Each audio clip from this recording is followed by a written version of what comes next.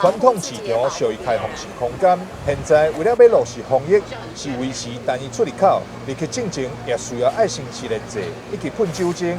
伫排队采购的时阵，应该保持社交距离。除了这个防疫作为，因有不少民众一届拢是买偌济量，就是要减少出入菜市的机会。最近的话，因为感觉疫情的缘故，所以可能一周还是减少到一次，就减少最好一次就把它买完，要不然太常来的话，觉得还是会有风险。现在因为疫情期间，民众减少来的次数，但是采购的数量有增加，就是为了疫情的关系，让一次购足是我们希望的，保护自己也保护别人。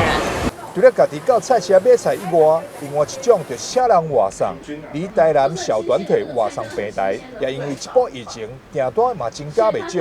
对着货量较大的订单，也会甲客人车业者合作进行配送。民众现在会当透过打电话，或者是伫网络顶落单，免出门就会当完成采购。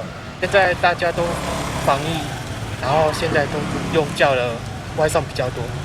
保护自己。为了卖互菜市啊成为防疫破口，市府是做了袂少的规划，希望民众会当多多配合，增加一寡体量，家己嘛要减少出入公共空间的几率，毋茫伫大家遵守之下，共同来度过这波疫情。台南新闻张硕维采访报道。